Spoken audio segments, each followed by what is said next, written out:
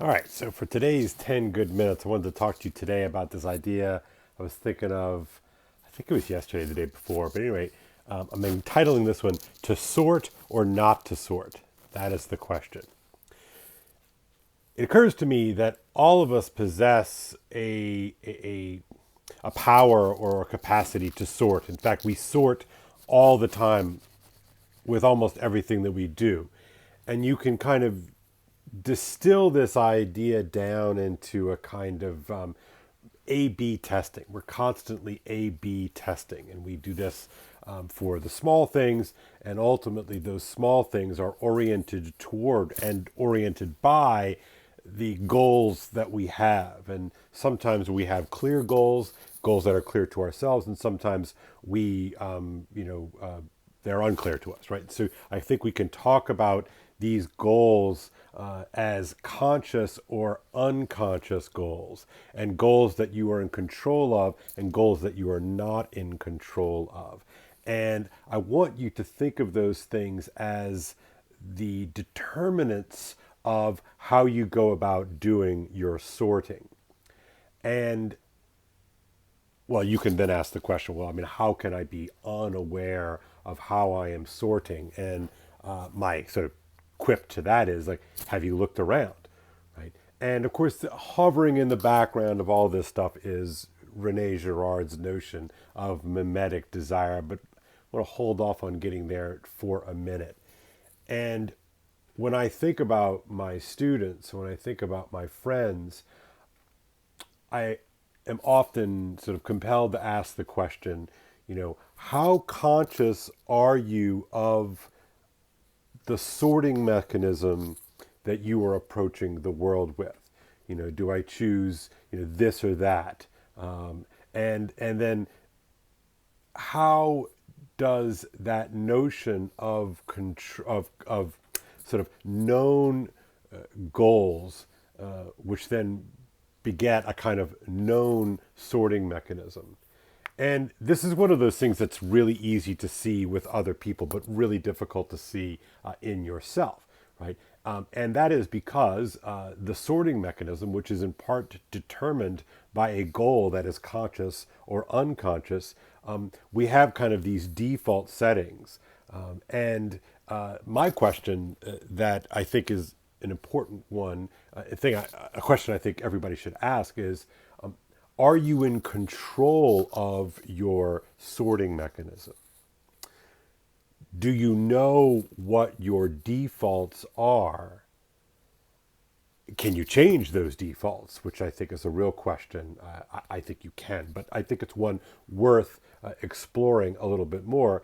And then, sort of taking these questions, is that, are there forces and factors and contexts which make your defaults, which make your sorting mechanism problematic? Like, do you run into problems because what you are sorting for is somehow at odds with your surroundings? And so, as an example of this, I think we can look at a story like Shakespeare's Romeo and Juliet, right? Romeo has a sorting mechanism that seems motivated by his desire to be in love, have a girlfriend, what have you. Rosalind, of course, is the girl that he is infatuated at the beginning of the play, and he's super sad, and so much to the point where his friends are basically making fun of him about, oh, Rosalind, right? So we already know that Romeo's sorting mechanism is sort of set to babes, right? It's set to the girls.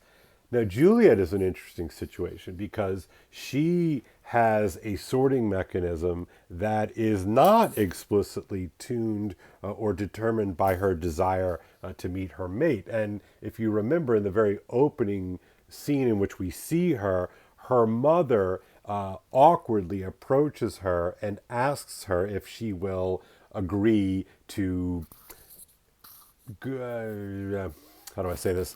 Take a look at the County Paris, a potential husband that her father, Lord Capulet, is really keen about because County Paris is a big deal.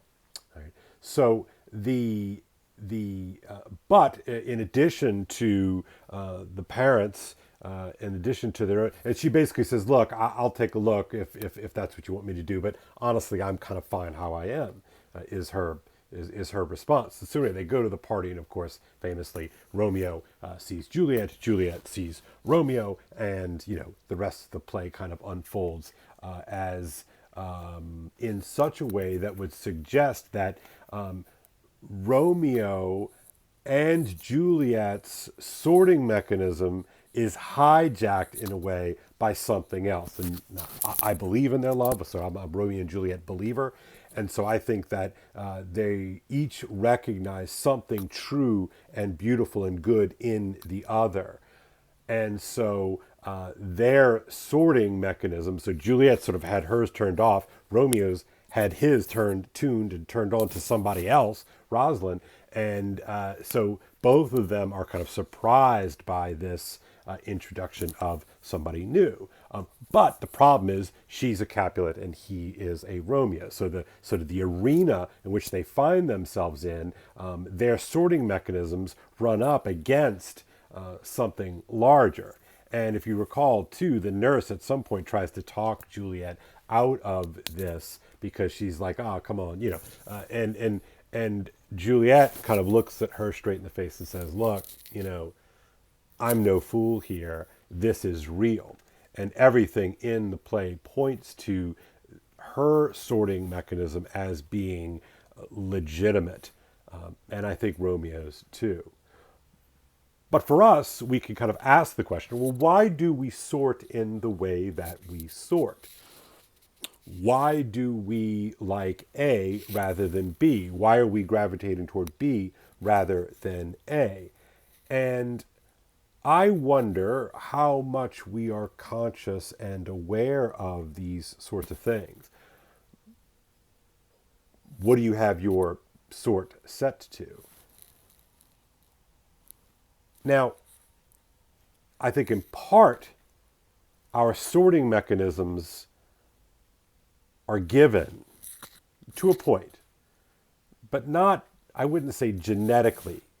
I would say that they are given to us in a kind of interesting interplay between our natural temperaments and the world in which we're born into, sort of the family system we're born into, and the models that we have surrounded ourselves with that we naturally gravitate towards. And I think this is especially powerful when it comes to relationships because invariably we sort either we tend to sort by the relationships that we see around us. And that is why so many people feel frustrated that I was going to avoid this because I didn't want to be like my mom or my dad, or I didn't want to be like, my grandma or grandpa. And here I am. This is the exact same thing. And that's one of those weird and strange ways in which we are unaware of our sort of deeper level motivations. And, the idea of having an unconscious mimetic drive is, I think, a little disturbing for most of us because we like to believe that we are in control of our own desire.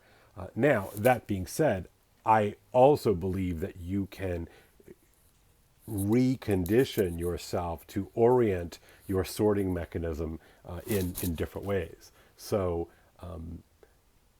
we look at stories and we look at the way that characters interact. We look at the way that characters are motivated, and I think we can see that though there is a sort of a star-crossed lover quality, our sorting mechanisms remain too powerful if they remain unconscious.